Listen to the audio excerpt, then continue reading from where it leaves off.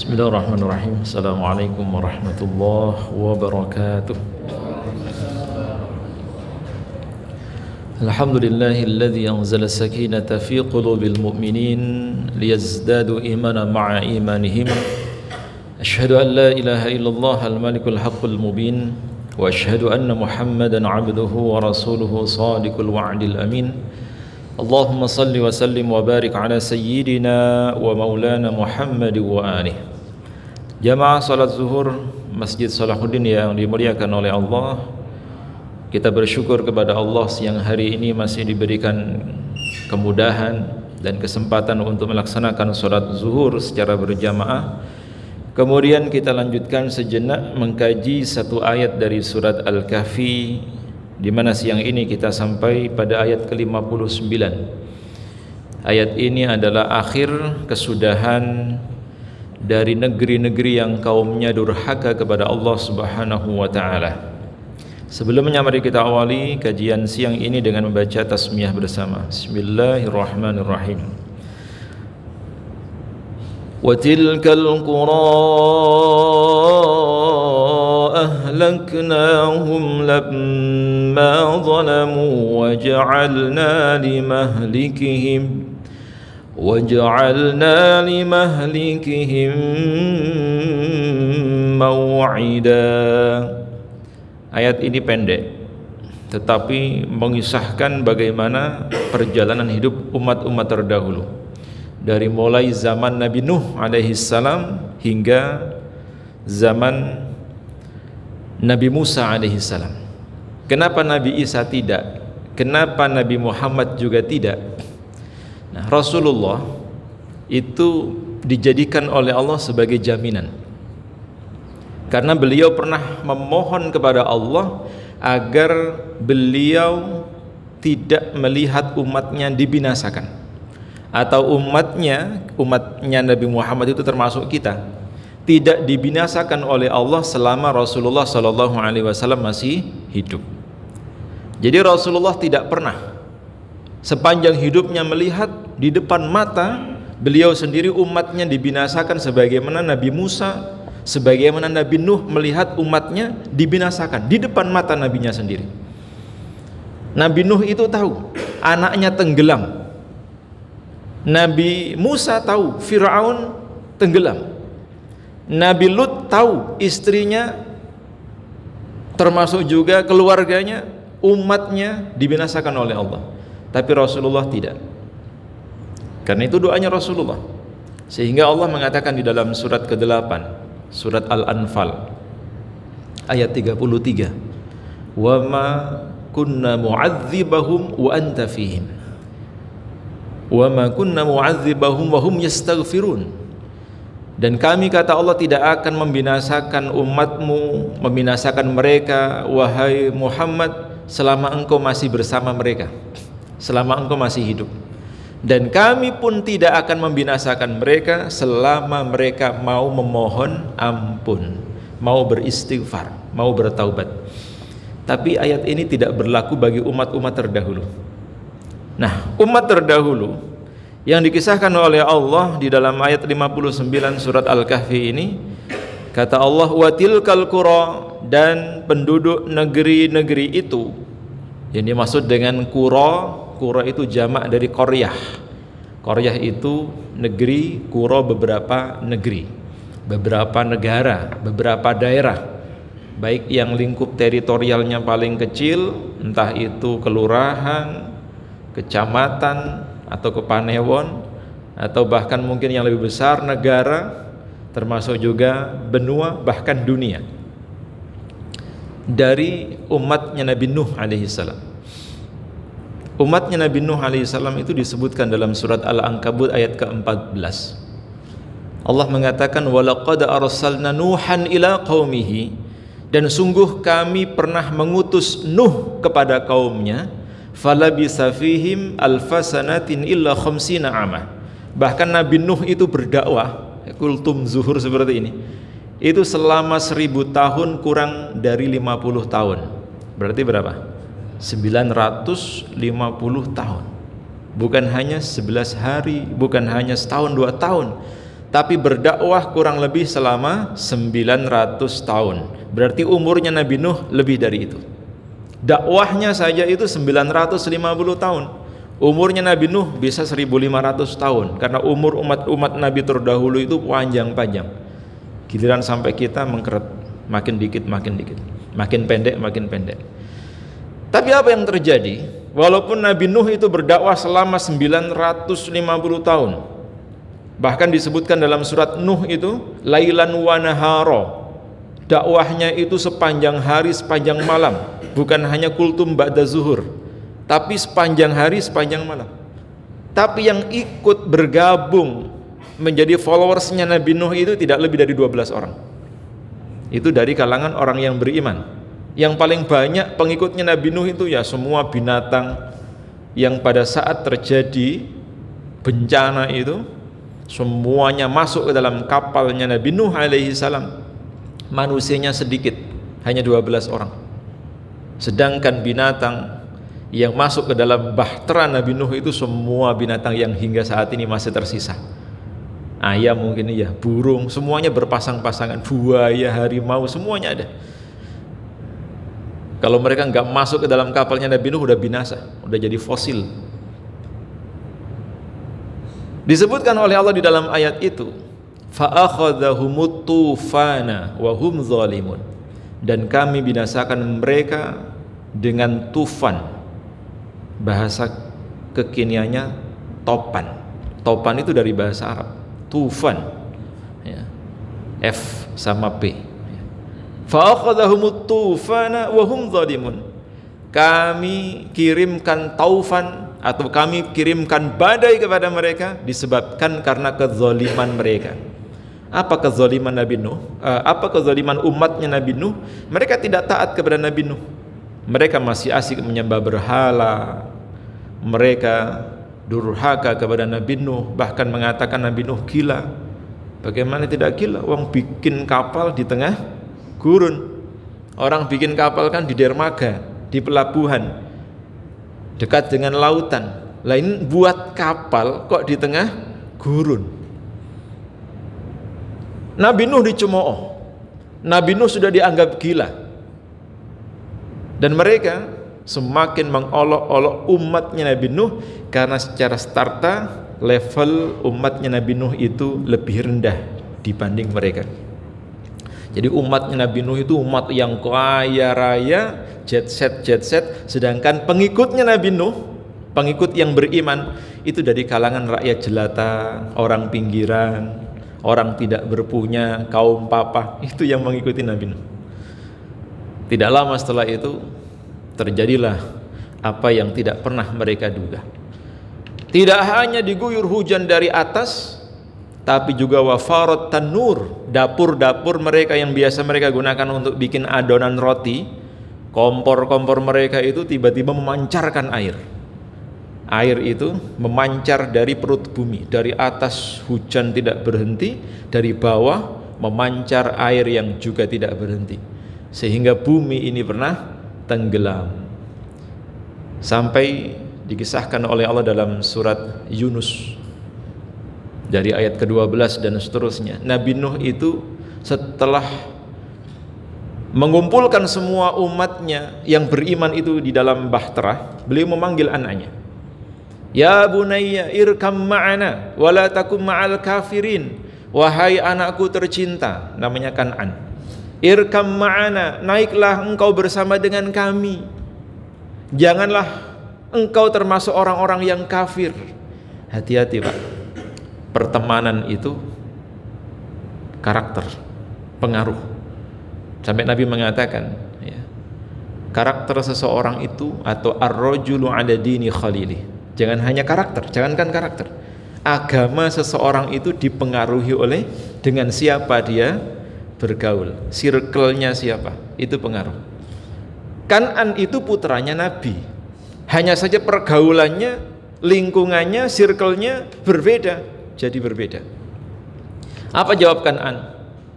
Qala sa'awi ila jabalin ya'simuni minal ma'. Enggak mau, saya akan mendaki gunung. Enggak mungkin banjir itu sampai puncak gunung. Logikanya tidak mungkin banjir itu sampai gunung, paling ya sak lutut, sak dada, atau mungkin ya setinggi orang dewasa, paling tinggi sampai atap rumah. Mereka menyangka dengan naik di atap bangunan atau naik gunung selamat. Tidak mungkin banjir itu sampai setinggi itu. Ternyata di luar dugaan, air nggak surut-surut, hujan nggak henti-henti, bahkan terus menerus mengguyur siang malam sampai beberapa hari, hingga banjir itu disertai angin taufan itu, badai itu menenggelamkan gunung, termasuk tidak menyelamatkan putranya Nabi Nuh alaihissalam yang bernama Kan'an. Jadi saat tenggelamnya, matinya Kan'an itu, Nabi Nuh melihat dengan mata kepala sendiri. Bagaimana perasaan seorang ayah melihat anaknya tenggelam, diazab oleh Allah.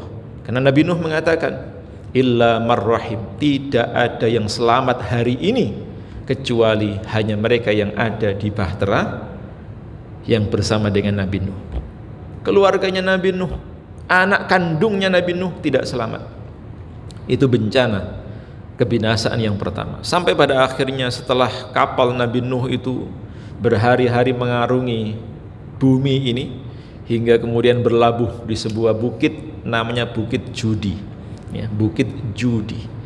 Di bukit itu kemudian Nabi Nuh berlabuh, dan semua kaum beliau, umat beliau yang ada di dalam kapal selamat, sehingga turun temurun sampai kita ini bukan keturunan Nabi Adam langsung, bukan keturunan apalagi Qabil, tapi kita ini keturunan dari Nabi Nuh alaihissalam, keturunannya Nabi Nuh, atau keturunan dari 12 orang yang beriman kepada Allah. Karena yang tidak beriman semua sudah dibinasakan oleh Allah. Tidak berhenti di sini, Nabi Nuh sudah berakhir, umatnya binasa, kemudian muncul umat lagi, umat baru, selang sekian ratus tahun dipimpin oleh Nabi Hud. Nabi Hud alaihissalam, kaumnya disebut dengan kaum Ad, kaum yang kuat, ini raksasa kalau ukuran bahasa Quran, bisa memahat gunung, bahkan membuat rumah itu di gunung-gunung. Walaupun peralatan alat berat saat itu terbatas, tapi mereka bisa membuat bangunan yang sangat megah dengan memahat gunung. Kuat-kuat. Sistem irigasi pertaniannya luar biasa. Secara perekonomian sangat makmur, tapi mereka mengingkari Allah. Mereka durhaka kepada Nabi Hud alaihissalam.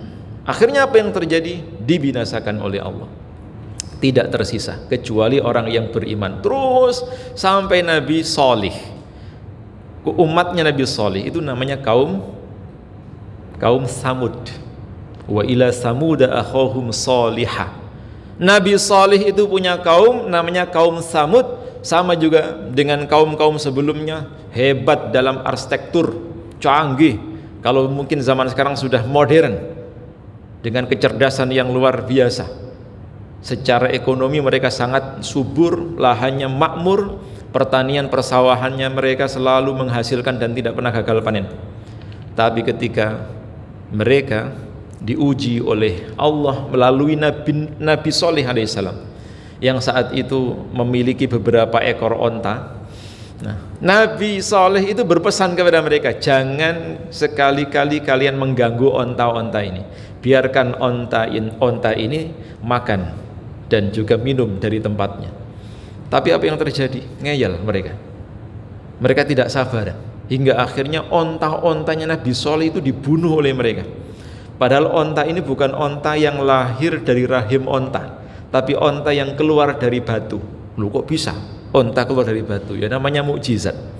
Onta itu keluar dari celah batu, bukan lahir dari rahim onta. Dibunuh oleh mereka ontanya Nabi Saleh itu, ya. Fadzabahuha fadamdama alaihim rabbuhum bidzambihim fasawwaha. Terjadi gempa yang sangat dahsyat membinasakan mereka. Berlanjut hingga kaumnya Nabi Musa alaihissalam. Walaupun kaum-kaum sebelumnya juga sama, akhirnya nasibnya sama. Tapi yang paling banyak dikisahkan dalam Al-Quran itu kaumnya Nabi Musa. Siapa kaumnya Nabi Musa? Dengan tokoh sentralnya Fir'aun. Bahkan Fir'aun itu sebetulnya tidak sendirian. Ada Haman, ada Qarun. Haman itu arsitek ulung. yang bisa membuat bangunan tembus langit, ya, untuk bisa melihat Tuhannya Musa itu mana toh? Ya nggak kelihatan. Ada juga Qarun, ya, kalau sekarang mungkin 9 wah gitu, yang kaya raya. Qarun itu hartanya saking banyaknya sampai 12 orang yang kuat-kuat itu tidak sanggup membawa kuncinya saja. Bisa dibayangkan, kuncinya saja 12 orang tidak bisa mengangkatnya, apalagi isi berangkasnya. Lebih dari 300 triliun, lebih banyak. Tapi apa yang terjadi kemudian? Dibinasakan oleh Allah. Bahkan sebelum binasa, Allah menyebutkan beberapa siksaan yang menimpa kaumnya Nabi Musa, menimpa Fir'aun dan rakyatnya.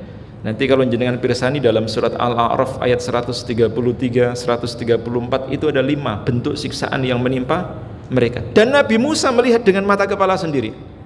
Apa siksaan mereka? Walaqad arsalna Musa ila qaumihi, dan sungguh kami perintahkan Musa untuk berdakwah kepada kaumnya, tapi mereka durhaka. Maka kata Allah, fa'akhadhahumut tufana, kami binasakan mereka dengan badai. Selain badai apa? Fa'akhadhahumut tufan wal jarada, belalang. Enak no?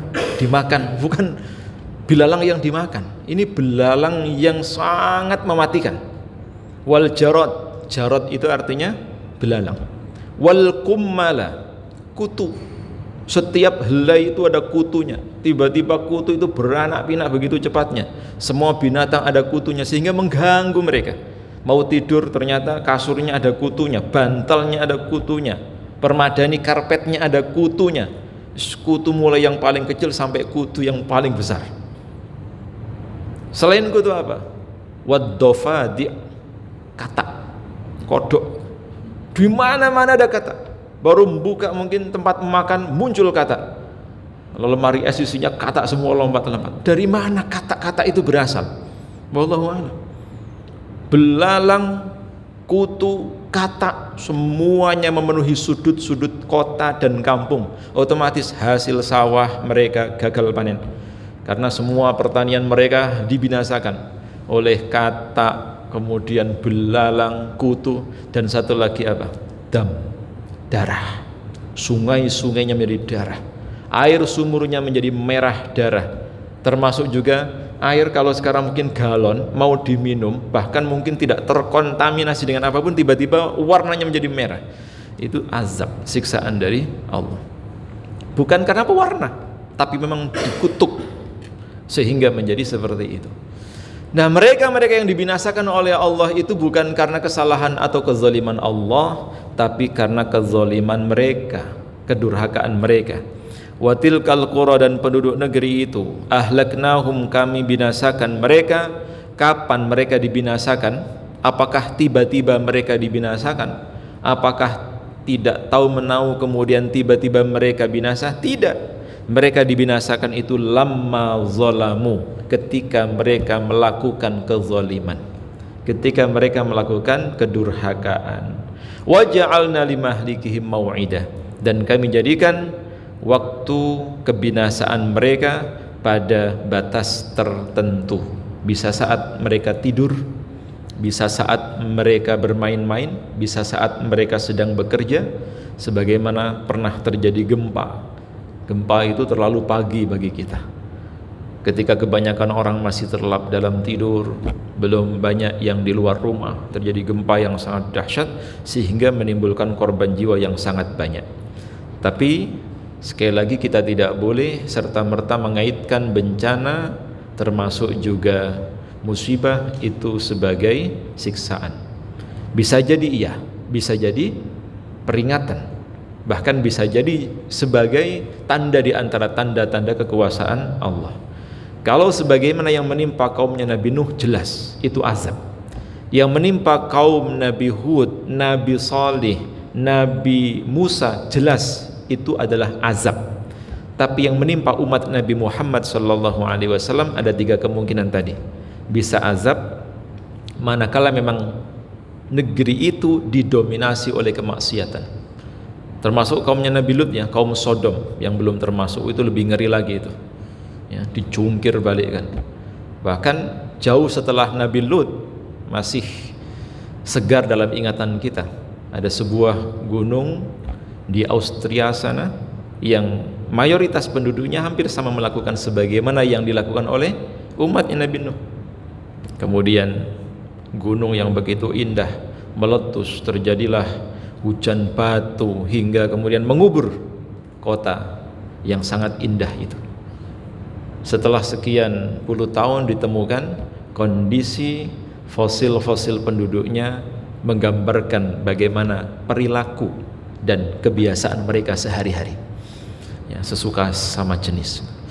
Na'udzubillahi min dzalik. Maka peristiwa yang pernah terjadi itu bukan berakhir sampai zaman itu. Bisa saja peristiwa itu akan terjadi dan terus-menerus berulang selama perilaku perbuatan umat terdahulu diadopsi dan dilakukan oleh umat-umat yang hidup di zaman sekarang. Kenapa?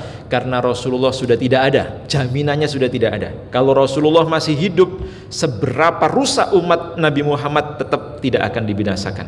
Tapi Nabi sudah tidak ada. Orang yang beristighfar tidak ada, orang yang memohon ampun, bertaubat tidak ada. Maka bisa jadi yang menimpa mereka itu adalah azab. Tapi bagi orang yang beriman, yang masih sering sholat berjamaah, yang masih sering baca Quran, kok juga mengalami hal yang sama, itu namanya ujian. Ujian ini sebagai tanda cinta dari Allah dan untuk meningkatkan level iman mereka. Tapi bisa saja yang terjadi itu adalah peringatan agar mereka tidak terlalu berlebihan dalam bermaksiat dan agar mereka segera bertaubat kepada Allah Subhanahu wa taala. Maka kita berlindung kepada Allah, mudah-mudahan kita semua, negeri kita menjadi negeri yang aman, baldatun thayyibatun wa rabbun ghafur, penduduknya beriman dan bertakwa kepada Allah, dan kita semua diberikan keistiqomahan untuk bisa menjaganya. Amin ya rabbal alamin. Insyaallah pertemuan yang akan datang sampai ayat 60 mulai kisah tentang pertemuannya Nabi Musa dan Nabi Khidir.